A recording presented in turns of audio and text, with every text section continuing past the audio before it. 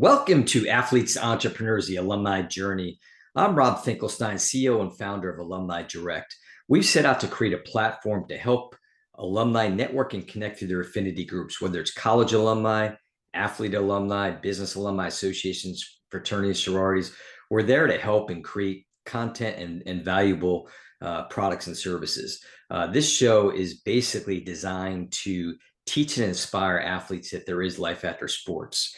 And today we're very excited to have Phillip Phenom Robinson. I know I said it right. We joke around. We played around with this a little. How you doing today? I am doing great. How about yourself? Thank you for having me here. You're welcome. I'm doing fantastic. So Phillip is a former collegiate runner. So we do have that in common because I did that as well. I'm sure he was a lot better than me, but still, we'll talk about that. He's an ESPN Plus producer. He's a youth success coach, and he's also a successful podcaster. And I'm sure he could tell you some great stories. I can learn from him as well. So again, we're going to have a fun show today. Like I said, very laid back. So I always ask everybody, talk a little bit about playing sports growing up and how that shaped your life.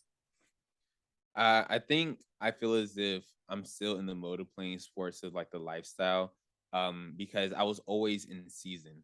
If I wasn't playing baseball, I was playing soccer. If I wasn't playing soccer, I was playing basketball, and I was typically playing summer basketball as well. So I feel as if I still had that full schedule that no matter what time of year it is, I'm always busy.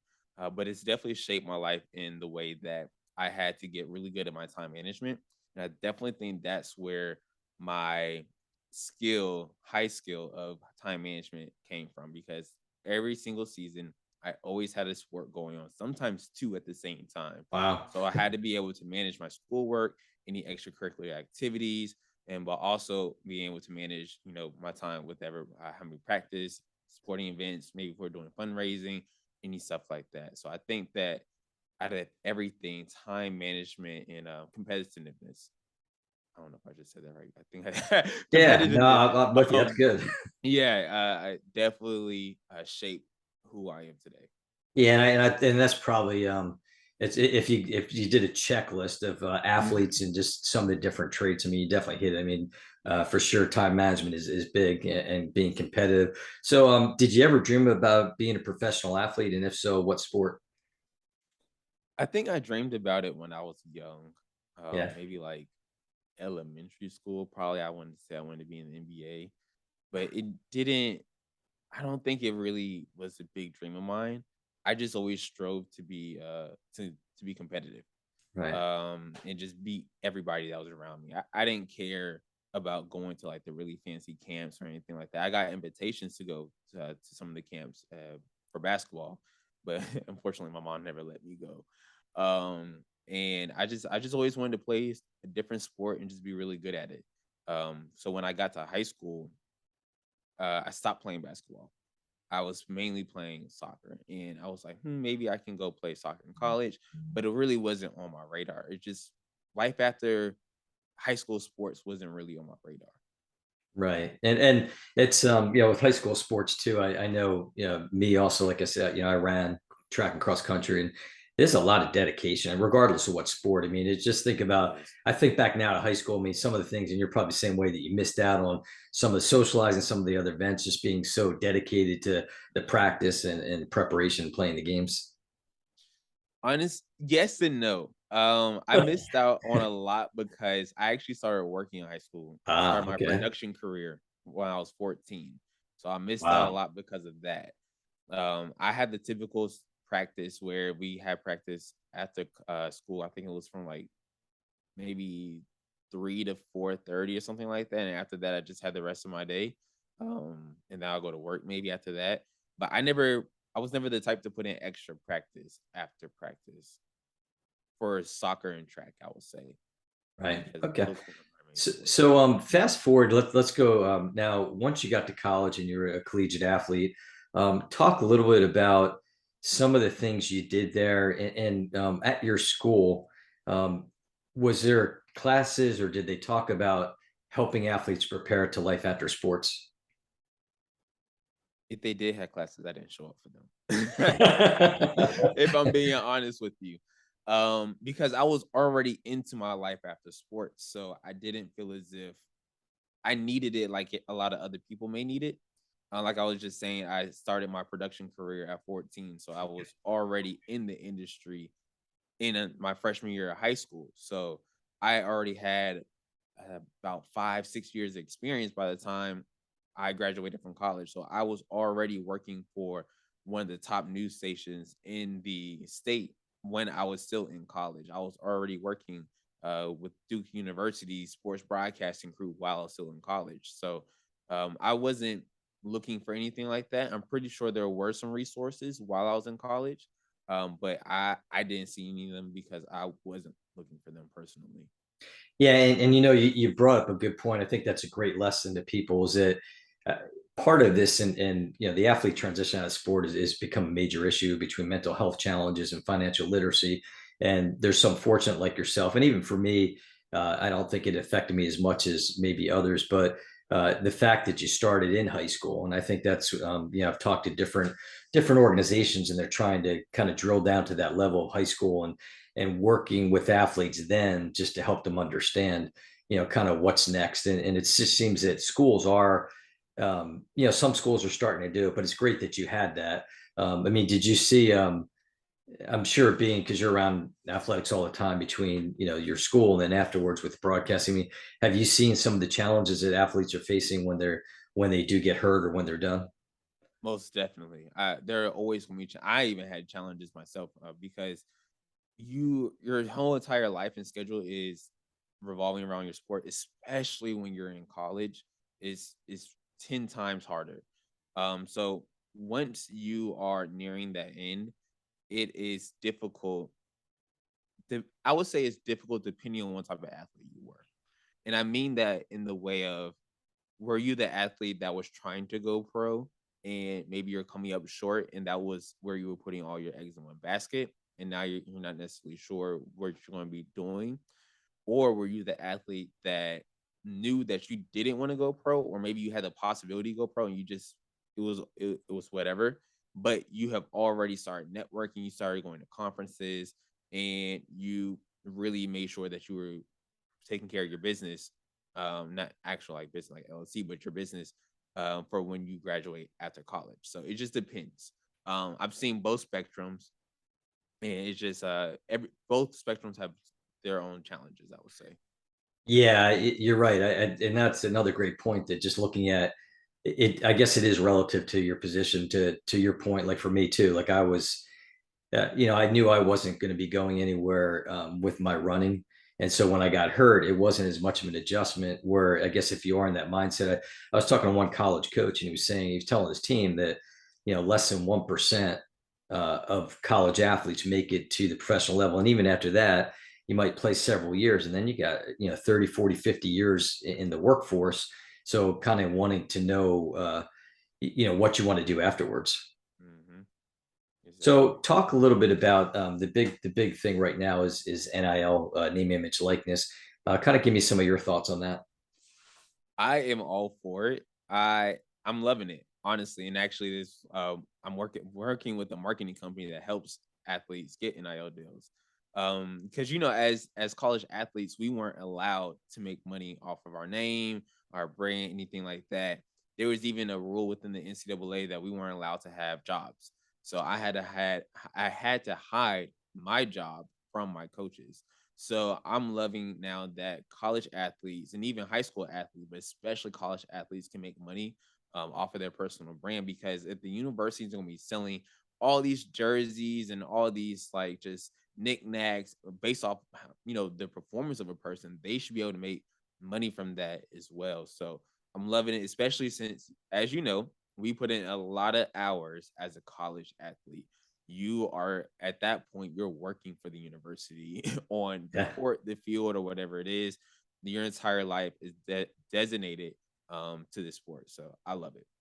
Yeah, it's great, and I think it's a long time in coming. I think it's, I guess some of the flip side of it, some of the challenge is just managing it the right way, and just I guess the education process, which I think some universities are starting to get into, but in talking to some athletes that played a while ago, kind of like me a long time ago, but they thought it was, hey, it would be great. I would have loved it. But then the flip side, the concern is, okay, well, what about managing your money? Like, do you know that, hey, you got to pay taxes and you got to do this? And when they're, but I think that's with anybody young. I think it's just more about having the education. But I agree with you. I think it's a great thing. It just, as long as it's managed properly. Hmm. And that can just come from, honestly, let's just say some online courses. If a person can, because they don't teach a lot of that stuff in school unless you're actually going to school for some type of financial literacy route. But let's just say if you sign a deal with Bose speakers, right? And you can maybe negotiate in your contract that they give you a course to understand financial literacy, taxes, and all that type of stuff. And that can just be something that you work on and study for 30 minutes a day, every single day, to make sure that not only that you're going to be on the right path for your NIL deal, but it's also going to put you ahead of the game for when you are either an entrepreneur or you have your own job or whatever you may want to do, investing, all that type of stuff. So you're not falling behind when it comes to that. That's great, you're right. I guess if you put it in the hands of these companies that are doing the not hiring, but this, utilizing a Yeah. sponsor, that is a good idea just to be able to do that. I mean, some of the things that we've talked about doing as a company is trying to go into athletic departments, maybe kind of with a resource team, so to speak, of just different people, whether they be athlete transition coaches or financial advisors, but try to work with the schools, the athletic department to structure programs, to help educate not only the current athletes, but I think alumni athletes as well that might not have gotten to see that. So looking at, we're a big part. It's, for us, it's about alumni. Talk a little bit from your experience and maybe what you've seen around you. When you were at school, did alumni come back and kind of work with the athletes? And I'm not talking about from a financial side, more so kind of like a mentoring type side. Yes, most definitely. I can only speak for my department. I can't speak for all departments, but within my media department, we had it all the time. I can remember this one class specifically that we probably had somebody come back every other week and just talk about their experience, where they are in the industry, all that type of stuff. And it was great. And they were open to networking, helping people find jobs, all that good stuff. But never somebody specifically like sports wise, but it was always somebody within the media industry, I would definitely say. That's great, and you're right. I think it's relative in each department or group might be different, and there might be more focus on like possibly say football, but I don't know. But I mean, it's you're right. I think it's something that I was talking to one guy, and he had a really rough transition out of sport, and he was played football, and when he got done, it kind of expecting to have this big 6-figure job, and unfortunately didn't get it, and then kind of went home and spiraled a little bit, lived in his childhood home in his room, and started hanging out with friends and all that. Ultimately, he got out of it and is very successful now. But I'd asked him if there was a place that you can go, kind of a community for your college alumni, and within that community, there was alumni that were posting, whether athlete alumni or alumni in general, where they're posting jobs or mentoring or working with them and invest where that helped you. And he said, honestly, Rob, that would have changed the trajectory of my life. Mm, I agree with you. I agree with you. Having that that firsthand resource is very valuable. Because I've seen it firsthand when I go back to my university, and I'm able to sometimes. I think I've spoken twice there, to be able to speak to the students. But also while I was a student there, I've seen it do wonders for others. I know one of my homeboys. He works for TNT now because of an opportunity like that, an alumni coming back. So it's very, very valuable, and a lot of people, if they have that opportunity, they should take advantage of it. Yeah, and that's something. Yeah, and that's another, just teaching point for these athletes is just take advantage of those situations. Look to alumni where they can help, and that's we're trying to foster that environment because I think it is real important.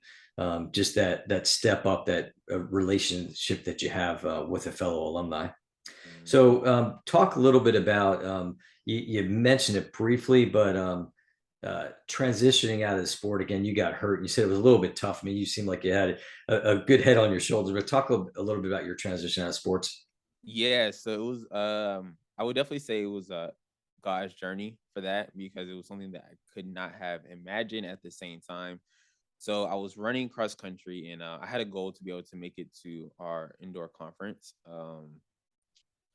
indoor conference track meet. And so I fractured my leg during cross country season. And so my season was over at that point, but I still wanted to find a way to get back to the team. And so I started doing stand up reporting and highlight videos. So that's why I was telling you before we started this. I had my time doing my stand up reporting while I was in college. So I continued to travel with the team and make highlight videos because I was pretty into videography at that point. And then doing stand up, I challenged myself to do that, to be in front of the camera. I remember the first time I did that, I probably had like 20 takes before I was able to get the first like introduction right. It was so embarrassing. I had to go in a corner and do the introduction over so many times. I was like, I hope nobody's watching me. But I did that for the rest of the year, and the coach loved it, and the athletic director loved it, and they were like, it's getting a lot of traction. We want to be able to use this for not only alumni to help them get back, but also as recruiting for the upcoming season. And so they actually offered me a stipend plus a full ride for grad school to be able to continue to do that. I turned it down because it was something I wanted to major in within grad school at the university, but I did take the money. And so I kept doing it.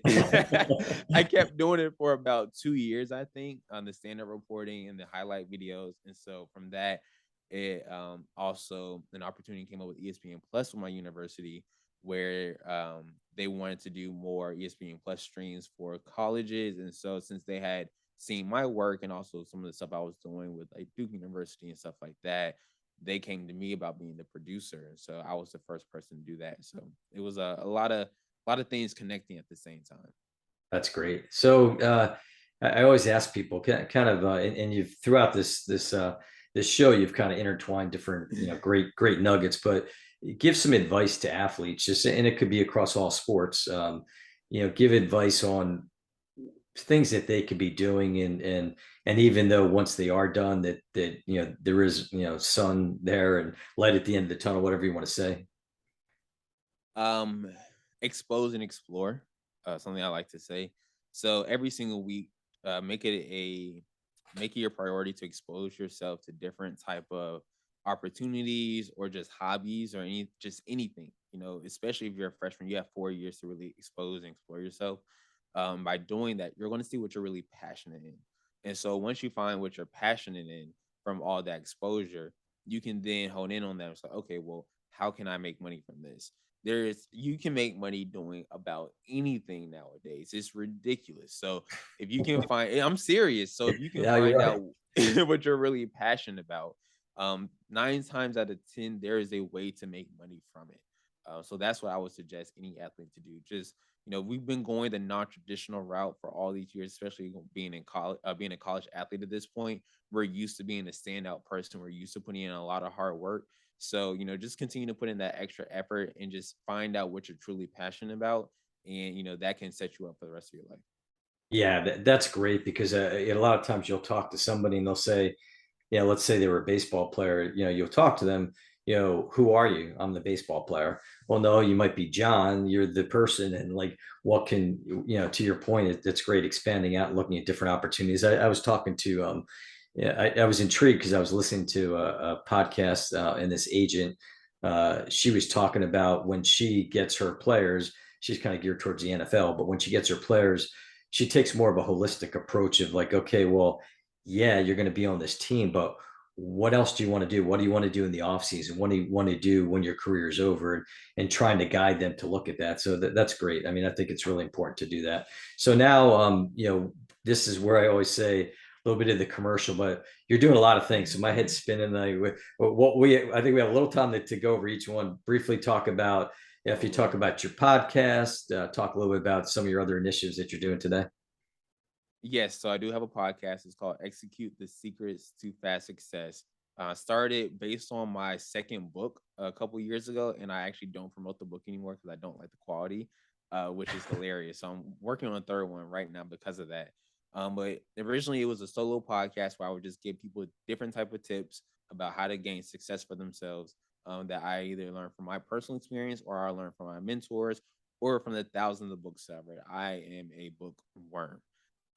Also, I would also suggest people to getting a speed reading course, highly beneficial. So yeah, that's what my podcast is. Now I'm doing a lot of interviews and just finding out real people, real challenges, real success, and just finding out about that type of stuff because I love hearing other people's stories and what you can learn from them. SMT, I'm working with sports media technology. I was telling you, so I do a lot of stuff with the NHL and PFL, which is similar to UFC. I do a lot of work with Duke University, Wake Forest, Greensboro Swarm, which is a Charlotte Hornets affiliate team.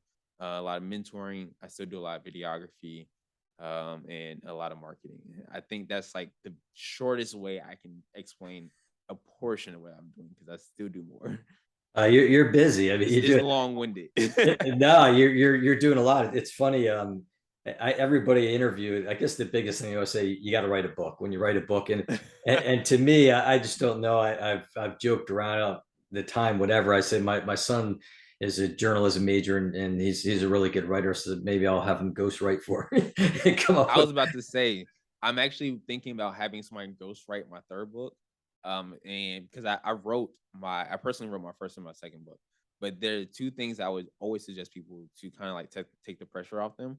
One is to speak your book.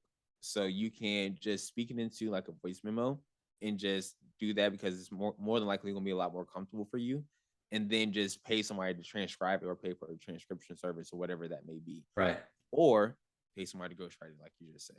Yeah, no, I think, and then it's interesting to talk about the speed reading. Like for me, I probably need that. I just don't have enough time. But what I've have found is That's why you need it. I know, but what I have found is the beauty of Audible or podcasts. Is like I just got done with this story of Nike Shoe Dog, and by Phil Knight's, I guess, memoirs or whatever. And it was really interesting. It was about a 16-hour, Audible thing, but through walking my dog and running, it was great. It entertained me, and I got through it. Like whereas if I tried to read it, for me, it would have taken forever. Here's the other thing about that I've learned. I do this a lot more now that I've gone into speed reading, but I wasn't doing this when I first started speed reading. Only read the sections that are relevant to you. That's good advice there. Yeah, yeah. You don't need to read it. Most times, you don't need to read the entire book. Just go through the table of contents, figure out what chapters are sticking out to you that you feel as if you need to read, and rather than reading the whole book once, just read that one chapter 3 times. Yeah, I like that. I'll have to do that because people keep recommending books, and you're right. That's a good idea. Is go through that and see what would be relevant. So, how can people find you? Social media, Instagram and Twitter and TikTok. Phenom Speaks, Phenom Speaks, Speaks. Social website is going to. I'm actually still in the process of building this website, but if a person wanted to work with me, like 101, like coaching, it's going to be sitwithphenom.com. It should be up in the next 7 days or so. If you want to just listen to my podcast, Execute the Secrets to Fast Success, the website for that is phenomspeaks.com as well. So that's how people can connect. Oh, LinkedIn, of course. If you want to connect with me on LinkedIn, it's Phillip Phenom Robinson. That's great. Yeah, I mean, and we'll put all this in the show notes. Someday you'll be like, "Hey, find me on Alumni Direct too." But actually, Yes. what one question I forgot to ask you because we Okay. talked briefly about it is you talked about coaching youth. Can you just tell us real quick about that? Yeah, so I've definitely realized that I love coaching and helping people out, and so I want to be able to, and I am currently helping youth out within high school and college. Even though college you may not see as youth, but as I continue to get older, they will be the youth to me. To be able to help them get clarity on their goals and also give them an actual like step by step plan to be able to get there, because being able to figure out what you want and is definitely challenging already, but then be able to have a step-by-step plan is the next challenge. So I've taken everything that I've learned and throughout my process to be able to continue to do everything that I'm doing, and I teach it to them so that they are prepared for anything that comes their way, and if they have any goals that they have at this moment, then I can go ahead and implement that into the systems that they're currently using. So if they're trying to get to college, if they're trying to play sport, trying to get jobs, scholarships, all that type of stuff, we can get that done. Yeah, that's great. And I think, we talked about offline, but it's important, I think, to start shaping these people in high school. and some of the different organizations I've come across are doing a lot of that, which is good. So this was great. You can find Alumni Direct on alumnidirect.com. You can follow us on LinkedIn, Facebook, Instagram, and follow the show, Athletes, Entrepreneurs, the Alumni Journey, either on our YouTube channel or also on our podcast. So this was great. Thank you so much. I appreciate all the time, and look forward to talking again. Likewise. Thank you so much for having me. You're welcome.